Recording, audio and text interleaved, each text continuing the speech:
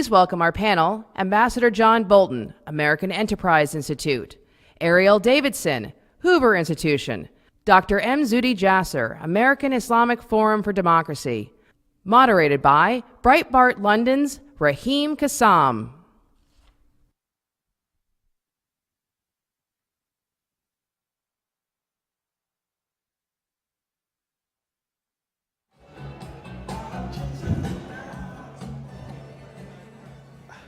I hope we don't have 5 minutes.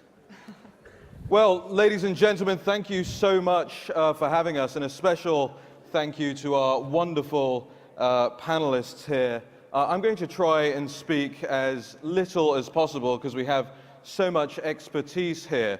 I am grateful for Matt Schlapp and the ACU and all the hardworking staff who have made this happen.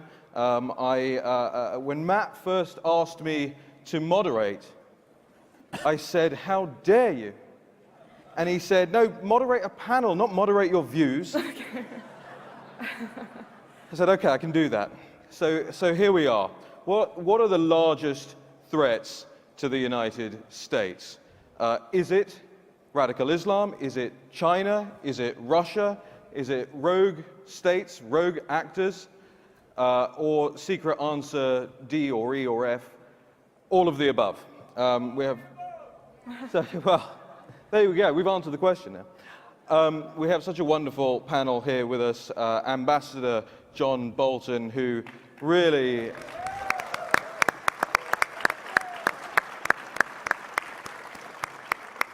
is such a personal hero of mine.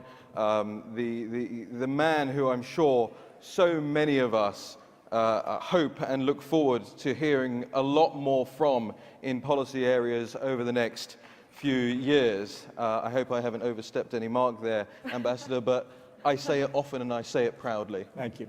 Arielle Davidson, Hoover Institute and Claremont Institute fellow, Russia expert, and we'll start with Arielle because I know the media need their Russia fix. So we'll get onto that. And Dr. Zuhdi Jasser, who is possibly one of the bravest people out there at the moment. Yes, you are. Dr. Jasser and his organization, he spends his time fighting the Sharia elements that are not just, as you heard from our previous speaker, digging the talons in all across the world, but right here in the United States too. Believe me, it is happening. And Dr. Jasser is on the front lines fighting radical Islam. And let me tell you, as somebody like myself who was born into a Muslim family and decided it wasn't for me, I doff my cap as many times a day as possible to someone like Dr. Jasser, who endures so many threats to himself and his family for doing what he does. So Dr. Jasser, thank you. Thank you for everything you do here. So let's start, ladies first, with Arielle. The media have to have their Russia fix. And the question I want to ask from the start is, we've now heard about these indictments. We've heard about the meddling for some time. Still no collusion evidence. If you find any under your seats, let us know. If there's any collusion evidence out there, we can hand it off to the press. Look, my question for you, Arielle, is number one, what is the strategic threat that Russia poses? And have the likes of CNN actually become complicit with doing what we know some Russians, state actors, did want to do, which is disrupt American democracy? Well, first off, thank you for that lovely introduction, Raheem, and thank you to the ACU and to CPAC in general for being here. So that's a really loaded question. I think what I'd like to start with is sort of the post-Cold War era that we're inhabiting. During the Cold War, we really were within a bipolar world in terms of we viewed our national security issues through the prism of communism, and we're not really afforded that simplistic luxury anymore, I would argue. And Russia, we're starting to see now, at least under the auspices of Putin, is really trying to recapture that former greatness that was associated with the Soviet Union. And we're starting to see that as being the justification for forays into the Middle East, for increased relations in Asia, and violating the sovereign integrity of Ukraine. So when we talk about what is Russia's ambitions, is really to sort of recapture greatness. In Putin's mind, there's no such thing as a weak Russia. In order for Russia to exist, she must be great. And that is something that has been defining quite a bit of Putin's policy. Russia is the only country with which we have nuclear parity, so that for that reason, Russia will always hold a special place in our hearts in terms of how we view her through the prism of national security. I also do believe that Russia is in a very, I want to say, unique situation in which she's never really had a history of adhering to individual rights. It's always been about everything is done for the sake of the state of Russia. And that is something that is, again, defined quite a bit of national security policy. So going to your question, what does this mean for the United States? I think we have to approach our relationship with Russia very carefully in the sense that she is not our primary foe, but I do believe that she is a non-actor. And in that case, I think we need to be very cognizant of the footprint that Putin is trying to expand across the globe and be highly aware of that. I know Zuhdi is going to speak much more about that. In terms of the information warfare that took place, as we've seen with the latest Miller papers, that's par the course for Russia. So, you and I had talked about this earlier, Raheem. This organization, Российское сотрудничество, which is this 2008 propaganda arm that started in Russia, basically funds pseudo-NGOs across the globe in order to disseminate the Kremlin's narrative and to, quote, win over the hearts and minds of people in various countries to make them accept Russian supremacy, which is very bizarre. And the other thing they also like to do, which is going to answer the last part of your question, is they like to convince people that their current government is incompetent. And if we look at sort of the state of our media right now, there is an element in which the constant criticism and critique is, criticism is healthy. But at what point does it sort of become, are we establishing the idea that the US government is incompetent? And that to me is a very dangerous notion. There's a point at which criticism becomes almost unhealthy and it's subversive in some ways. So, this is when Russian nationals engaged in these troll farms and this dissemination of propaganda, they really did their hope was to subvert and to create chaos, because that has been the mission of this propaganda arm, for the last 10 years and decades before that. Russians are experts in information warfare. So hopefully that was about Russia there. I thought you were talking about CNN for a moment. Okay. So that gives you a little bit of, it was a longer answer, but yes. Ambassador Bolton, I want to bring you in on this and hope as well we can expand into Russia and the Middle East, and of course Dr. Jasser, and feel free to just ignore me. I'm just here to facilitate, but if you guys want to jump in at any time, jump in. Ambassador Bolton. Well, I think the Mueller indictment last Friday is a potentially very important opportunity for the Trump administration in dealing with Russia in its various threat manifestations. I think the president was rightly concerned politically that the endless drumbeat of the media that the Russian information campaign was to support Trump for president, for Trump against Hillary, that there was so much of it that people would come logically, if incorrectly, to the conclusion that the Trump campaign must be colluding with Russia. You couldn't have that much of a campaign without knowing Trump campaign involvement. The Mueller indictment, while it's far from the last word, let's be very clear, there's still a lot we don't know, but in its 100 paragraphs of explanation, eliminates, at least as far as we know, both those elements. There is no allegation of collusion by the Trump campaign or anybody else. And it's clear from the indictment that the Russian effort is an attack on the Constitution. It's to sow mistrust of our institutions, to corrode the public faith in our electoral process, and that it supports or opposes candidates as a means to that end, not the end in itself. So I would hope that the president, with this political leeway that the indictment gives, contrary to what the media are saying, but in reality, can now say in a very forthcoming way about Russian interference in our politics what he's already started to do about the Russian presence in the Middle East, what he started to do about Russian interference in Central and Eastern Europe. The president should say no foreign power messes with American elections. Nobody around the world challenges the American Constitution. And I'll tell you this, I think we ought to retaliate for the Russian cyber attacks on our election process. I think the retaliation should not be proportionate. I think it should be decidedly disproportionate. I think this is to create structures of deterrence so that neither the Russians nor anybody else think about trying it again. I think that's the right policy, and here's the right politics for the president. In any debate between conservatives and liberals over who will defend the Constitution best, who do you think will win that debate?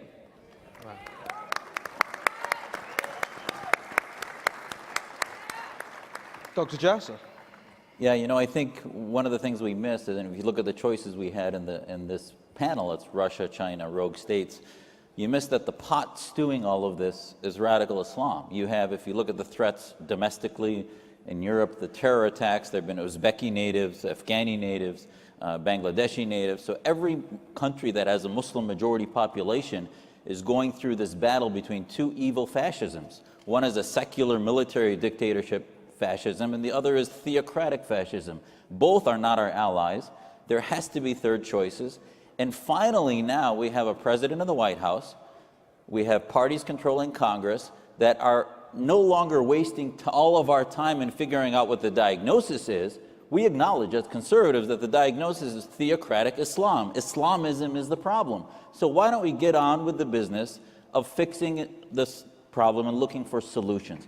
I'm the son of Syrian immigrants who are patriotic Americans because we embraced American freedom, the ability to practice our faith more freely than we could in any so-called Muslim country, but also they were American patriots because they rejected Soviet imperialism in Syria in the early 20th century, mid-20th century, rejected Baathism, rejected Islamism to come embrace American liberty.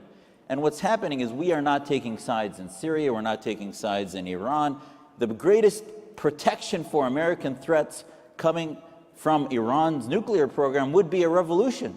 And yet, where is American policy in taking sides on the people in the streets? We had President Trump tweeting out for a few days after the revolution started just a month or so ago, tweeting out support for the people on the streets, something President Obama never did.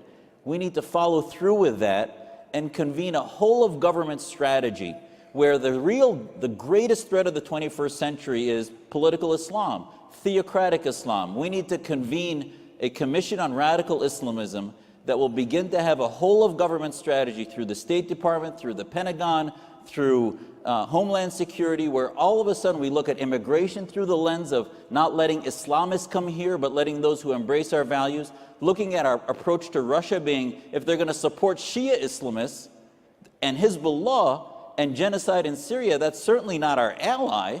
Yet, again, we're not going to support Sunni Islamists like the Saudi royal family might be our short-term friends, but long-term, they're the founding fathers of ISIS's ideology. So we have to be careful if we don't come together as a nation, and especially as a conservative movement, and realize what ideas we stand for, not only what we're against, terrorism and communism and Islamism, but what are we for? We have to advance what we're for, and we finally, I think, have the ability and the president of the White House that can do that if we convene a commission and begin to shift the axis of discussion from CVE, which is countering violent extremism, to CVI, which is countering violent Islamism. And every one of you, I hope, goes back to your congressmen or women and tells them we need to shift from CVE to CVI.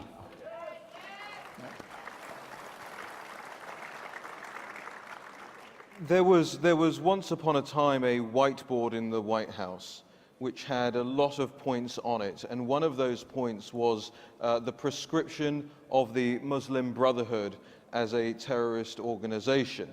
When members of the administration will be watching this and reflecting upon what is being said, I hope, what do we have to say as a panel about the fact that there is no prescription of the Muslim Brotherhood yet? I think that is a pretty a simple thing to get done. It is something that was, as far as I am concerned, in the area of radical Islam, a core campaign promise. Ambassador Bolton, would you start us off on that? I would have put the Brotherhood on the list of foreign terrorist organizations on January the 20th, 2017. I don't think there's any question about this. You know, too often our diplomats fall prey to the idea that whether it's the Irish Republican Army or any kind of terrorist group you mentioned, well, there's a humanitarian wing of Hezbollah, and then there's a political wing of Hezbollah, or a military wing. Likewise with the Muslim Brotherhood. It's one organization. It's motivated by one ideology. And to me, that's the fundamental issue here, to understand, as the Obama administration did not, but as I think as President Trump does, what we're fighting here is not a concept like violence. We're fighting a radical ideology that grows out of Islam, political Islam, call it what you will. That ideology detests Western civilization and America in particular. So we didn't create the ideology. We may not like having to deal with it, but if we don't acknowledge what we're fighting, we're never going to prevail. I want to bring Dr. Jasser in on that, because I know there's a nuance that we discussed earlier that might have a bit of a counterpoint, and then Arielle. Yeah, I'm not sure how much daylight there is between me and Ambassador Bull. I think I agree. I would nuance it and say that if you sort of globally declare the Muslim Brotherhood a terror organization, you're going to find, what about Al Jazeera, which is staffed with mostly Muslim Brotherhood? Does that become a terror satellite network? Maybe. But the bottom line is that you've got the Egyptian Brotherhood, which I think the Egyptian Muslim Brotherhood, which is the home base, the central nuclear cancer cell of the global Muslim Brotherhood, that should be labeled a terror organization. Hamas already is. Offshoots that are terror organizations should be labeled as such. But ideologues in London, Muslim Brotherhood has an office there. In America, we don't have religious parties, so therefore the Muslim Brotherhood never put its flag down or an office down, but yet there's a lot of believers in Islamism. As an Arab Muslim, I would tell you, as an Arab American, the Muslim Brotherhood is an ideology. In the Middle East, they don't carry cards, even in the Middle East where they have a party. There are many supporters of the Brotherhood that don't carry cards, but yet you know they're Brotherhood types because of the Islamist ideology. So just like when we were fighting the Cold War, we understood the American Communist Party was not our ally. We're not the place to go to for help in fighting the Soviets, but we didn't shut them down. We allowed them the freedom to speak out so that we could monitor them, and we realized that they were a threat and precursors to significant threats, but we didn't necessarily shut them down. I think similarly, Muslim Brotherhood type organizations in the West, as long as they're not advocating terror and violence, it's easier to monitor them when they're above ground than when you push them underground. And the Middle East dictatorships are classic examples of this. Whenever they've pushed the Brotherhood underground, they come back 5 to 10 years later to really wreak havoc in their society. Arielle, we haven't yet touched on China, and I hope you'll give us a little bit of insight into China. When President Xi gets up and gives his 300-hour-long speeches, he's not talking about here's how we plan to defeat America, or here's how we plan to dominate the world. He's declaring we've already done it. I mean, when we're having this conversation about what the greatest threat to America is, the Chinese think they've already won. Right. Well, I actually will sort of combine what I was going to respond to Zuhdi and answer to your question. So I think that our biggest threat will always, not always, but for right now, is radical Islamic ideology as opposed to a nation state, primarily because an ideology can go through several different iterations, and when you think or you suppose that it might have been quelched or stomped out in one region of the world, it can regrow itself, it can spread, it transcends borders, and it doesn't require a ton of funding. If you think about the way in which ideology spreads now through social media, you can use all sorts of platforms that don't require any sort of real monetary backing behind it. And so it makes, messages very accessible. For instance, one of the greatest issues that they're having, the window between, or the connection between ISIS and Europe for quite a bit of time, at least 2015, 2016, was Russia. And quite a bit of ISIS videos were coming out, propaganda videos and recruitment videos were being done in Russian. I've seen them myself. And it's alarming, and it's also one of those ways in which ideology, again, doesn't need to belong to a nation state. It can attract followers from around the globe. And I think that's what makes it tremendously dangerous, and that's why I would agree with Zuhdi 100%. In terms of China, China is in an interesting position right now relative to the United States and Russia. It has a better relationship with US and Russia than United States and Russia have with each other. It's in, as its power is growing, Russia's power is waning. And we're starting to see sort of a greater Eurasian alliance as opposed to Russia sort of trying to join itself with Europe, as have been the primary attempts that Putin had made prior to 2014 Ukrainian crisis. So, China, I think Ambassador Bolton will probably have more to say about that. But I do think that China is trying its best to walk a fine line between, maintaining its status as an economic powerhouse, which it's facing a demographic crisis in the coming decades. So we'll see what the result of that will be. But I do believe that, China is in a very unique position, and I'm curious to see where it goes forward from here. It is 10 times the size. It's the largest country population-wise in the world. So. Ambassador Bolton, the Chinese are sort of declaring victory in this, what they perceive as a long war here. But the North Korean stuff, I mean, I don't think the media has truly recognized that President Trump really, in a lot of ways via Twitter, managed to shut down Little Rocket Man, or at least bring Little Rocket Man to the table. A, have the Chinese won, and B, what do you think is lacking in terms of the recognition about what this president has done on the international stage? Well, I think on the China question, we have suffered as a country for several decades by operating under the assumption that prevails in the business community, prevails in the U.S. government, prevails in academia, that China is engaged in a peaceful rise, that's one buzz phrase, and that it simply seeks to take its place, its rightful place in the community of nations, and that we simply have to accept this. Now, that is one possible scenario for China, but it's not the only scenario, and the idea that it's going to become a responsible stakeholder, another buzz phrase in the international system, is only one possible outcome. I think the real pattern of Chinese behavior is incredibly aggressive and assertive. They're building bases on rocks and reefs in the South China Sea that are, on a good day, are only 3 inches above water. They are today mapping the seabed of the Indian Ocean. And they're not doing it to find fish. They want to know where they can put their submarines when they develop an undersea fleet. This is a very aggressive development. There's a panel on China tomorrow. We'll talk more about it. But what we require is a comprehensive American strategy. The President has raised the issues of Chinese violations of their obligations under international trade agreement, their piracy of intellectual property, their discrimination against foreign investors and business people in China. That's an important aspect, but we need a politico-military strategy as well, and we need what we had in the Cold War of linkage, that all of these issues are together, and if China wants to know how we will treat them, it depends on how they behave across the board. I do think President Trump now has convinced both North Korea and China that Barack Obama is no longer president, which is the single most important thing that he could do. But make no mistake, as CIA Director Mike Pompeo said recently, North Korea is within a handful of months, his phrase, handful of months, to having the capability of dropping thermonuclear weapons on any American city they want. So the Trump administration has some very hard decisions to make in the very near future. If China really believed what they've said for 25 years, which is that they don't want North Korea to have nuclear weapons, now is the time for them to act. And if they don't act, and act dispositively as they could, it'll tell us a lot about China. We've got about a minute and a half left, Zuhdi. Yeah, I think a really important point is a lot of these different responses that state dictators would have to America come on the heels of how they perceive us. It is time, and as President Trump has begun to do, Secretary Mattis has done with the almost complete decimation of ISIS, they realize that America has to be reckoned with. And that reckoning means, I mean, how many of you think that actually with ISIS almost gone, that radical Islamic threat will go away? Nobody.